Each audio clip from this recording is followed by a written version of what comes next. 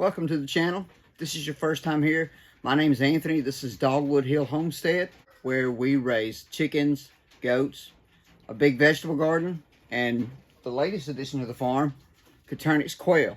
If this isn't your first time, we want to welcome you back. So this weekend marks 1 month of us raising quail on our homestead. I thought I would talk about what we have learned about quail in the past month. When I started, I was a total newbie, didn't know anything about quail. So I've learned a lot over this last month, and I want to share with you what we have learned so far. A lot of it is just through experience, things that we've learned in the 1 month that we've had them. Some of it is we've learned by making mistakes. We've made quite a few mistakes. And some of it we have learned by watching other channels and reading from people who have been raising quail for quite a while. So the first thing that we have learned about quail is that quail grow exponentially faster than chickens.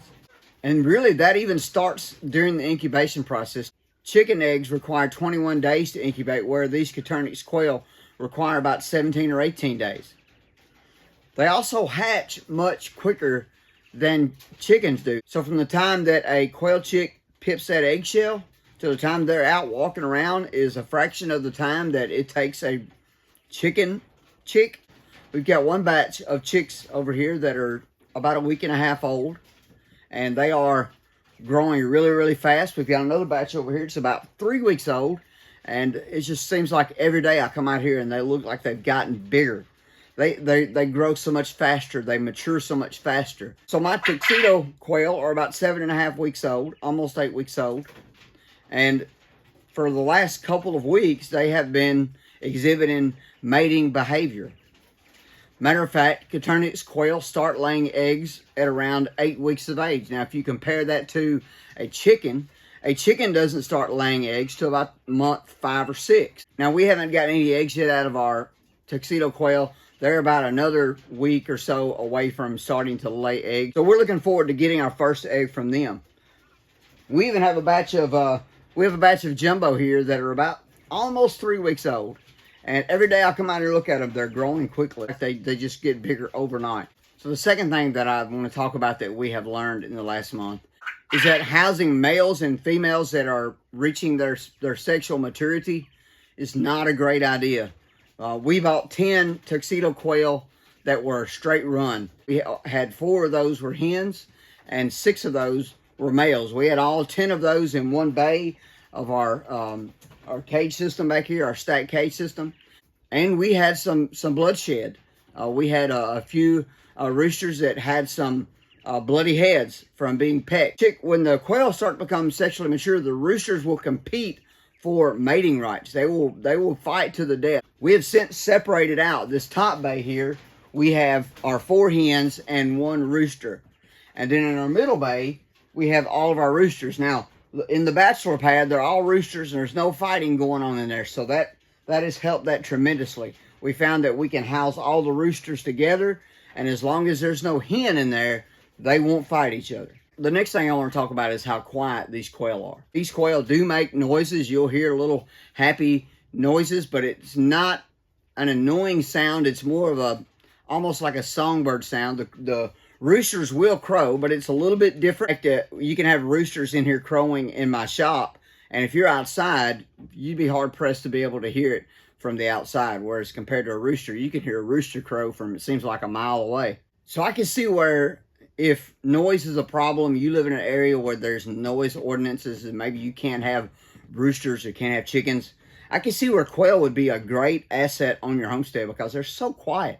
So another thing that we have learned about quail, and we learned really quickly, is that quail are really, really messy eaters. So quail have a tendency to stick their bill down into their food source and rake it out onto the floor. Now we have, our floors are made out of hardware cloth, so everything they rake out goes down into the droppings pans that are underneath. And quail feed is not inexpensive. It costs about $25 a bag. So the quails were wasting just as much food as they were eating, maybe even more food than they were eating. So we had to come up with a way to keep them from wasting their feed. And this is what we came up with. This is a 1-gallon ice cream bucket that you can pick up just about anywhere. And we have put holes in here. Now you can cut these holes with a box cutter, or you can cut them with a drill bit, a hole saw drill bit. This is 1 inch. This is just over 1 inch. I think it's 1 1/8 inches. And they're able to stick their heads in here and get down to the food, but they're not able to rake it out with their bills. If you'll compare that to this kind of feeder where they can stick their head in there and they can rake this out, this wastes a lot of food. Matter of fact, I filled this up this morning. This is in our pen on the bottom where we have our 3-week-old jumbos. And they are raking out all the food from here. And it all winds up in the tray. So let me see if I can give you a...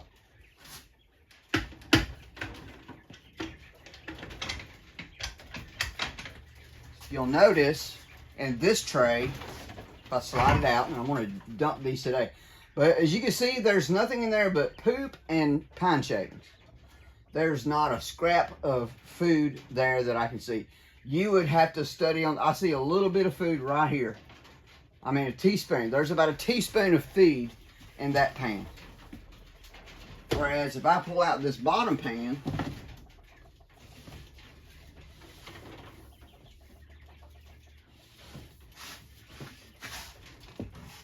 look at the amount of feed. Look at the amount of feed. There's about a pound of feed right there that is wasted. So because these down here are chicks, that's the reason we haven't switched them over to the ice cream bucket feeders yet. We're going to give them another week, and then we're going to switch them over when they're big enough to get up high enough to get into the ice cream bucket feeder. So another thing that we learned about raising quail in this past month, quail take up a relatively small amount of space. So because of their size, they really do well in cages like this. It takes up relatively small amount of room. This cage is 3 foot wide and 2 foot deep. There's 3 bays in each. Each bay is exactly 6 square feet. So we have a total cage space of 18 square feet that only takes up a footprint that is 2 foot by 3 foot. So according to our research, the most conservative number that we can find is 1 quail per square foot. And if we use that number, then we can house 6 quail in each bay with a total of 18. Most people will agree that 3 birds per square foot is a good number to aim for. And if we go by that number, then each one of these bays would be able to handle 18 birds. So 18 birds in each bay, we're well over 50 birds in this small amount of square space. Now, I don't imagine we'll ever hit that number, but we have the capacity to do that. You can fit this just about anywhere. You can fit this on a balcony. And so that's another great thing about quails. It doesn't take up a lot of room.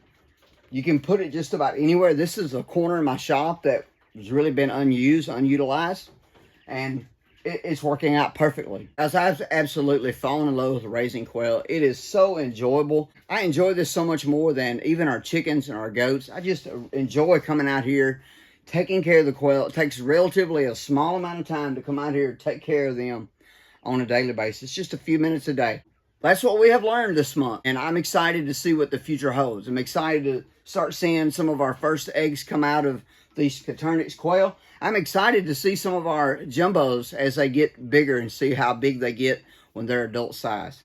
Now, thank you so much for watching this video. I hope you have a great day. I'll see you on the next one, Lord willing, and the creek don't rise.